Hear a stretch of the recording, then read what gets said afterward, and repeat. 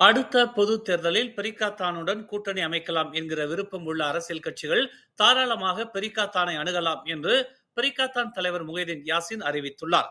Perikatan கூட்டணியில் இணைந்து தேர்தலை சந்திக்கும் அரசியல் கட்சிகளுக்கு பெரிக்காத்தானின் உறுப்பு கட்சிகள் ஆதரவளிக்கும் என்பதை பெரிக்காத்தான் தலைமை உறுதிப்படுத்தும் என்று அவர் கூறினார். கூட்டணியில் இணையாமல் ஆதரவாளராக இருக்க விரும்பும் அரசியல் கட்சிகளையும் பெரிக்காத்தான் அரவணைக்க விரும்புவதாக அவர் கூறினார். ஒரு சில சிறிய கட்சிகள் குறிப்பிட்ட தொகுதியில் மட்டும் வாக்கு வங்கிகளை கொண்டிருந்தால் அவர்கள் பெரிக்காத்தானின் இணை பங்காளிகளாக இணைத்துக் கொண்டு அவர்கள் போட்டியிடும் தொகுதிகளில் பெரிக்காத்தான் அதன் வேட்பாளரை நிறுத்தாது என்றும் பெரிக்காத்தான் ஆதரவாக இருக்கும் என்கிற புதிய வியூகத்தை பெரிக்காத்தான் கொண்டிருப்பதாகவும் முகைதீன் யாசின் தெரிவித்தார். இந்த புதிய வியூகத்தை ஒரு சில கட்சிகள் ஏற்றுக்கொண்டிருப்பதாகவும் அப்படியான கட்சிகளே பெரிக்காத்தானுடன் இணைவதை அதிகாரப்பூர்வமாக அறிவிப்பார்கள் என்றும் முகைதீன் யாசின் கூறினார். சுற்றுலா கலை கலாச்சாரத்துறை அமைச்சர் தியோங் கிங் சிங் பங்கேற்ற அரசு நிகழ்ச்சியில் விருந்தினர்களுக்கு மது வழங்கப்பட்டுள்ளதை தொடர்ந்து அமைச்சர் பதவி விலக வேண்டும் என்று பாஸ் கட்சியின் தகவல் தொடர்பு தலைவர் அமாட் ஃபத்லி ஷாரி வலியுறுத்தியுள்ளார். அந்த அரசு நிகழ்ச்சியில் இஸ்லாமியர்கள் இருந்திருக்கிறார்கள் என்ற போதிலும் ஹலால் முறையை பின்பற்றாமல் அரசு நிகழ்ச்சி நடந்திருப்பது கண்டிக்கத்தக்கது என்று அமாட் ஃபத்லி ஷாரி தெரிவித்தார். சுற்றுலா கலை கலாச்சார துறை அமைச்சர் நிகழ்ச்சியில் மது வழங்கப்பட்டதை நியாயப்படுத்துகிறார். இப்படியான அமைச்சரை அன்வார் தனது அமைச்சரவையில் வைத்திருக்க வேண்டிய அவசியம் என்ன ஏற்பட்டது என்று அமாட் ஃபத்லி ஷாரி கேள்வி எழுப்பினார். அமைச்சர் தியோங் கிங் சிங் இதற்கு முன்னமே இஸ்லாமிய நெறிகளை மீறி இருக்கிறார். இது முதல் முறையாக நடக்கும் சம்பவம் அல்ல என்றும் இதற்கு ஆட்சியில் இருப்பவர்கள் அமைதியாக இருந்து அமைச்சர் தியோங் கிங் சிங்குக்கு ஆதரவளிப்பதாக பாஸ் கட்சியின் தகவல் தொடர்பு தலைவர் அமாட் ஃபத்லி ஷாரி சாடினார். இன்று அதிகாலை வடக்கு தெற்கு நெடுஞ்சாலையில் ஏற்பட்ட விபத்தில் மோட்டார் சைக்கிள் ஓட்டி ஒருவர் பரிதாபமாக உயிரிழந்தார். வடக்கு தெற்கு நெடுஞ்சாலையின் யோங் பெங் அருகில் பழுதடைந்த லாரி நெடுஞ்சாலையின் ஓரத்தில் நிறுத்தி வைக்கப்பட்டிருந்த நிலையில் கட்டுப்பாட்டை இழந்த மோட்டார் சைக்கிள் லாரியின் பின்னால் மோதியதாக நம்பப்படுகிறது. உயிரிழந்த மோட்டார் சைக்கிள் ஓட்டி 19 வயது உள்ளூர் இளைஞர் என அடையாளம் காணப்பட்டிருப்பதாகவும் அவரின் உடல் பிரேத பரிசோதனைக்காக அரசு மருத்துவமனைக்கு கொண்டு செல்லப்பட்டிருப்பதாகவும் பத்து பகாட் மாவட்ட காவல்துறை தலைவர் ஷாருல் அனுவார் சனி தெரிவித்தார். சாலையோரத்தில் நிறுத்தி வைக்கப்பட்டிருந்த லாரியின் ஓட்டுநர் விசாரணைக்காக தடுத்து வைக்கப்பட்டிருப்பதாகவும் அவர் கூறினார். சிகாமாட்டில் உள்ள 800 இந்திய குடும்பங்களுக்கு பயனளிக்கும் வகையில் 200 ரிங்கிட் மதிப்பிலான பொருட்கள் அடங்கிய பெட்டிகள் வழங்கப்பட்டிருப்பதாகவும் சிகாமாட்டில் உள்ள நல்லுள்ளங்களின் ஆதரவுடன் இந்த முயற்சியை முன்னெடுத்திருப்பதாகவும் ஷியாமலா வாசுதேவன் தெரிவித்துள்ளார். தொடர்ந்து 3வது நாளாக இந்திய குடும்பங்களுக்கு இந்த உதவிப் பொருட்கள் வழங்கி வருவதாகவும் நேற்று ஐஎம்ஆஸ் நிறுவனத்தின் டத்தோ ஜீவேந்திரன் தலைமையில் நடைபெற்ற தீபாவளி விருந்து உபசரிப்பில் அதிகாரப்பூர்வமாக தொடங்கியதாக ஷியாமலா வாசுதேவன் கூறினார். சிகாமாட் பெரிய மாவட்டம் என்பதால் வசதி குறைந்தவர்களின் வீடுகளுக்கு நேரில் சென்று இந்த உதவிப் பொருட்களை வழங்கி வருவதாக அவர் கூறினார். சிகாமாட்டில் உள்ள வசதி குறைந்த இந்திய குடும்பங்களை அடையாளம் கண்டு 200 ரிங்கிட் மதிப்பிலான உதவிப் பொருட்கள் வழங்கப்பட்டு வருவதாகவும் ஷியாமலா வாசுதேவன் தெரிவித்தார்.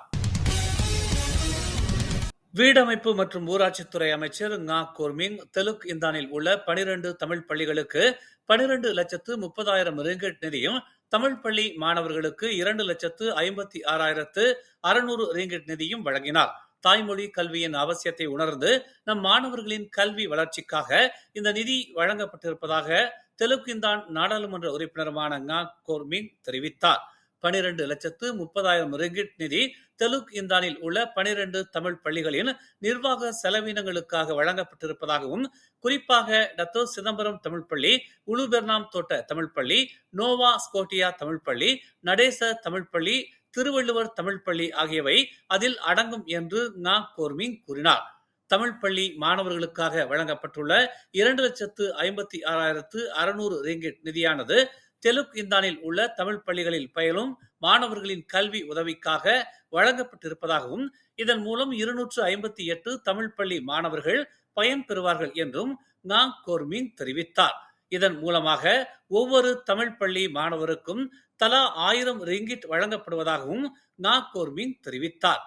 இதன் தொடர்ச்சியாக மடானி அரசாங்கத்தின் மூலமாக வழங்கப்படும் சிறப்பு நிதி உதவி திட்டங்களில் இருந்து தெலுங்கிந்தான் தமிழ் பள்ளி மாணவர்கள் விடுபடாமல் இருப்பதை தாம் உறுதி செய்து வருவதாகவும் ngா கோர்மிங் நம்பிக்கை அளித்தார்.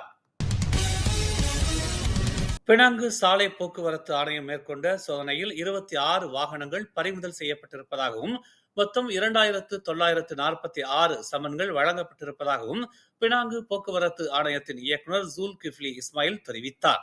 கடந்த செப்டம்பர் 1ஆம் தேதி தொடங்கப்பட்ட இச்சோதனையில் மொத்தம் 19,191 வணிக வாகனங்களை சோதனையிட்டதாகவும் குற்ற பின்னணிகளில் ஈடுபட்டுள்ளதாக சந்தேகிக்கப்படும் 26 வணிக வாகனங்களை ஜேபிஜே அடையாளம் கண்டிருப்பதாகவும் ஜூல்கிஃப்லி கூறினார்.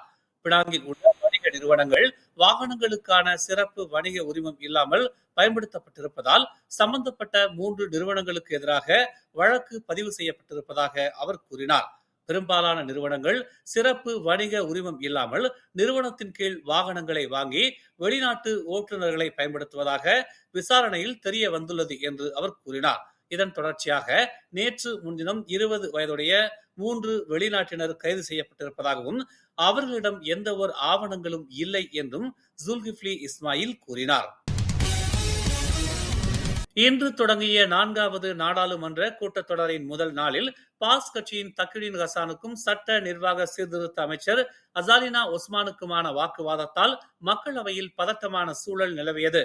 நாட்டின் தலைமை நீதிபதிக்கும் அரசு வழக்கறிஞர்களுக்கும் இடையில் சட்டத்துறை அமைச்சு குறுக்கிடுவதாக பாஸ் கட்சியின் தக்வீன் ஹசான் குற்றச்சாட்டை முன்வைத்த போது அசாலினா ஒஸ்மான் கடந்த 2020 சட்டத்துறை அமைச்சராக இருந்த தக்வீன் தலைமை நீதிபதிக்கும் சட்டத்துறை தலைவருக்கும் இடையிலான அதிகார பகிர்வில் அமைச்சரவையின் பங்களிப்பு இருக்க வேண்டும் என்று வலியுறுத்தியதால் அரசு வழக்கறிஞர் நியமனங்களில் அமைச்சரவை பங்கேற்றதாக அவர் கூறினார். கேள்வி கேட்டால் பதில் சொல்லாமல் அசாலினா ஒஸ்மான் தம் மீது குற்றம் சாட்டுவதாக தக்வீன் ஹசான் விவாதத்தில் ஈடுபட்டது. நாடாளுமன்ற சபாநாயகர் முதல் நாள் நாடாளுமன்ற கூட்டத்தில் சலசலப்பை ஏற்படுத்த வேண்டாம் என்றும் மற்ற நாடாளுமன்ற உறுப்பினர்கள் அமைதியாக இருக்கும்படியும் வலியுறுத்தினார். கேள்வி அமைச்சரை நோக்கி நேரடியாக கேட்கப்பட்டுள்ளதால் அமைச்சர் அதற்கு பதிலளிக்க வேண்டும் என்று சபாநாயகர் தெரிவித்தார். அரசு தரப்பு வழக்கறிஞர் நியமனங்களில் அமைச்சரவையின் தலையீடுகள் இருப்பதாக எழும்பியிருக்கும் குற்றச்சாட்டில் எந்த ஓர் உண்மையும் இல்லை என்று அசாலினா மறுத்தார். அரசு தரப்பு வழக்கறிஞர்கள் நியமனத்தில் அமைச்சரவை தலையிடவில்லை என்றும் அதற்கான அவசியமும் ஏற்படவில்லை என்றும் நியமனங்களின் இறுதி பட்டியலை மாமன்னர் வெளியிட்ட பின்னரே அமைச்சரவையில் வழங்கப்பட்டதாகவும் அசாலினா ஒஸ்மான் பதிலளித்தார். கோலாலம்பூர் காராக் நெடுஞ்சாலையில் கெந்திங் சம்பாவில் இருந்து செல்லும் பாதை கிலோமீட்டர் 28 இன்று அதிகாலை லாரி கவிழ்ந்து தீப்பிடித்து எரிந்ததில் அதன் ஓட்டுநர் உடல் கருகி உயிரிழந்தார். இறந்தவர் 28 வயதான இசாத் கமாருடீன் என அடையாளம் காணப்பட்டதாக தீயணைப்பு மற்றும் மீட்புத்துறை தெரிவித்துள்ளது. சம்பவம் குறித்து அதிகாலை 4:21 மணியளவில் துறைக்கு தகவல் தெரிவிக்கப்பட்டது. தீயணைப்பு வீரர்கள் அதிகாலை 5-7 மணிக்கு வந்தனர். அந்த நேரத்தில் லாரி சுமார் 60 விழுக்காடு எரிந்து நாசமாகி விட்டதாக தெரிவிக்கப்பட்டுள்ளது. அதிகாலை 5:12 மணி அளவில் தீ அணைக்கப்பட்டது. லாரி ஓட்டுநர் சம்பவ இடத்திலேயே இறந்து விட்டதாக உறுதி செய்யப்பட்டது. கிளந்தான் கோத்தாபாரவில் உள்ள மஸ்ஜித் ஜாமிக் பின்னால் உள்ள சுங்கை கிளந்தான் ஆற்றங்கரையில் நேற்று ஒரு போர்வையில் சுற்றப்பட்ட நிலையில் வெளிநாட்டவர் என நம்பப்படும் ஒருவரின் சிதைந்த உடல் கண்டெடுக்கப்பட்டது. இறந்து 5 முதல் 7 நாட்கள் ஆகியிருக்கலாம் என நம்பப்படும் அந்த நபரின் சடலம் இரவு 10:20 மணி அளவில் பொதுமக்களால் கண்டுபிடிக்கப்பட்டது. பாதிக்கப்பட்டவரின் நாடு இன்னும் அடையாளம் காணப்படவில்லை. அவர் நீல நிற டெனிம் ஷார்ட்ஸ் அணிந்திருந்தார் என்று கோத்தபாரு காவல்துறை தலைவர் ரோஸ்டி தாவூத் தெரிவித்தார். பிரேத பரிசோதனைக்காக ராஜா பெரம்புவான் ஜைனாப் 2 மருத்துவமனைக்கு உடல் அனுப்பப்பட்டதாக அவர் கூறினார். இயல் இசை நாடக மன்றத்தின் தேன் சுவை திரையிசை 2.0 இசை விருந்து கவியும் இசையும் எனும் தலைப்பில் 2ஆம் முறையாக கிள்ளான் தெலுப்புலாய் சுப்பிரமணிய சுவாமி ஆலயத்தில் உள்ள நாவலர் மண்டபத்தில் கடந்த சனிக்கிழமை வெகு சிறப்பாக நடைபெற்றது.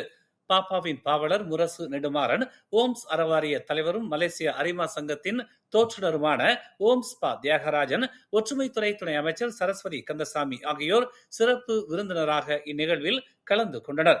திரைப்படங்களில் கவிஞர்களின் சுவையான கவிதை வரிகளில் வெளிவந்த அற்புதமான பாடல்களை கவிதை விளக்கத்துடனும் திரைத்துறை செய்திகளுடனும் வழங்கி நிகழ்ச்சியின் சுவாரஸ்யத்தை மேலும் மேலும் மெருகேற்றினார் இயல் இசை நாடக மன்றத்தின் தலைவர் இளவரசு நெடுமாறன்.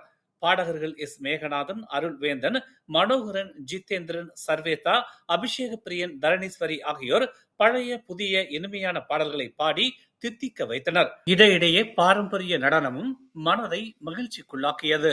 நிகழ்வின் சிறப்பு அம்சமே விதவிதமான உணவு வகைகளை சுவைத்துக் கொண்டே தேன் சுவை பாடல்களை நாம் ரசிக்கலாம் என்பதுதான். அதிலும் இயல் இசை நாடக மன்றத்தினர் அன்பொழுக பரிமாறும் பண்பு கூடுதல் சுவையாய் அமைந்தது. இட்லி, பரோட்டா, சப்பாத்தி, நாசிலமா, மீ வகைகள், விதவிதமான பலகாரங்கள், தேநீர், காஃபி என பாடல்களுக்கு மத்தியில் பந்தியில் அமர்ந்து ருசித்தனர் பார்வையாளர்கள். மிக சிறப்பான ஏற்பாட்டில் தேன் சுவை தந்தனர் இயல் இசை நாடக மன்றத்தினர். பல்வேறு சமூக சேவைகளுக்கு நிதி திரட்டும் நோக்கில் நடைபெற்ற இந்த நிகழ்வு தொடர்ந்து மக்களின் ஆதரவை பெற்று வருவது குறிப்பிடத்தக்கது. மேலும் செய்திகளை தெரிந்து கொள்ள தமிழ் மலர் நாளிதழை பாருங்கள். உடனுக்குடன் செய்திகளை தெரிந்து கொள்ள தமிழ் மலர் இணையதளம், தமிழ் மலர் செயலி மற்றும் மலர் டிவி யூடியூப் சேனலை வலம் வாருங்கள். எங்களோடு இணைந்திருக்க மலர் டிவியை பதிவு செய்து கொள்ளுங்கள். உறவுகள் மகிழ்ந்திட விருப்பம் மற்றும் பகிர்வு சேவையை சொடுக்கிடுங்கள்.